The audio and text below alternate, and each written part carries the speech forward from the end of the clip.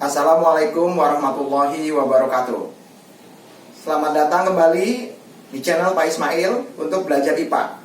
Anak-anak, khususnya siswa SMP, hari ini kita akan belajar tentang listrik statis.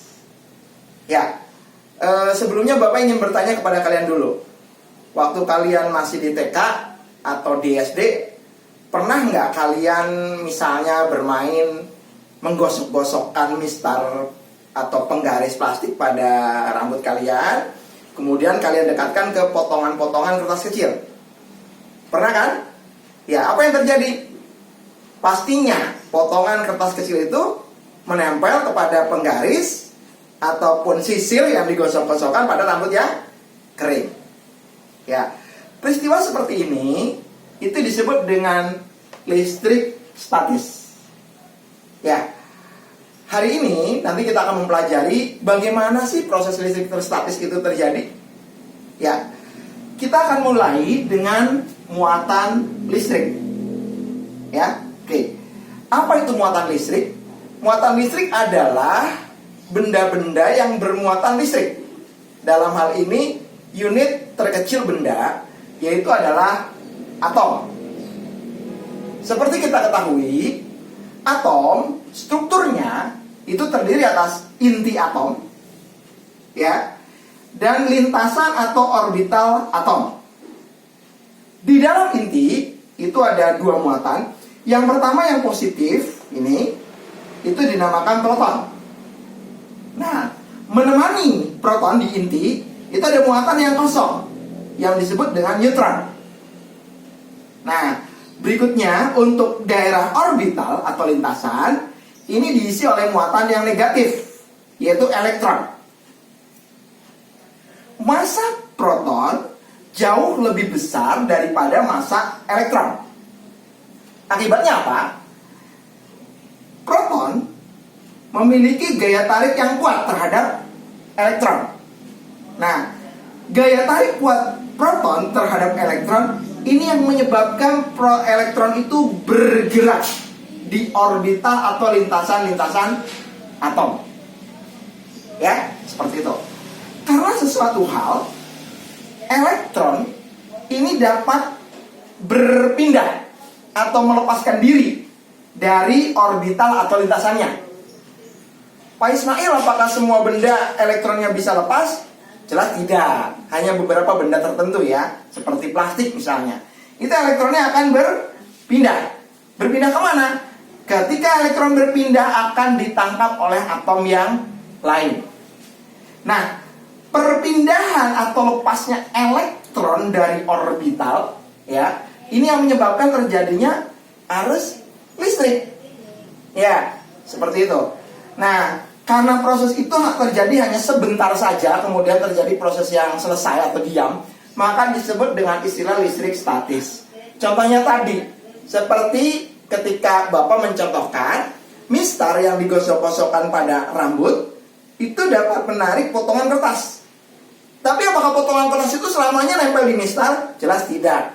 Ya, ketika elektronnya sudah seimbang kembali seperti netral, itu potongan kertas akan kembali lagi seperti awal atau jatuh. Ya, seperti itu. Oke, lanjut ya, lanjut. Tadi Bapak sudah menerangkan, ketika elektron berpindah atau lepas dari orbitalnya, maka terjadi arus listrik. Berarti dalam hal ini kondisi atom itu ada 3 macam. Ya. Yang pertama atom netral. Apa itu atom netral? Atom yang jumlah proton dan jumlah elektronnya sama. Ya, ini ada lambang sigma artinya jumlah. Jadi jumlah proton dengan jumlah elektronnya sama. Contohnya seperti ini. Di sini muatan protonnya 2, muatan elektronnya juga 2, sama. Ya. Ketika mistar plastik atau sisir belum digosokkan ke rambut, mistar posisinya netral, rambut netral. Ya, seperti itu. Oke. Nah, berikutnya atom bermuatan positif. Apa muatan positif? Itu adalah atom netral yang melepaskan elektronnya. Jadi misalnya atom seperti ini elektronnya lepas 1. Lepas 1, oke. Maka akibatnya apa? Akibatnya, protonnya ada 2, elektronnya 1. Berarti jumlah proton lebih banyak atau lebih besar dari jumlah elektronnya. Ini atom bermuatan positif. Ya, seperti itu. Nah, sebaliknya, yang ketiga, atom bermuatan negatif. Apa itu atom bermuatan negatif?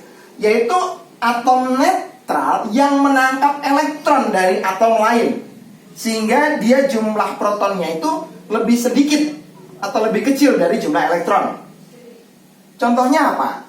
Contohnya, kalau yang ini tadi positif ya, dia elektronnya lepas 1.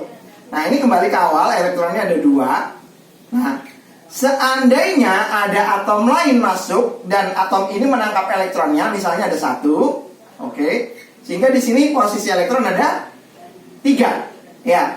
Maka ini adalah posisi atom bermuatan negatif. Kenapa?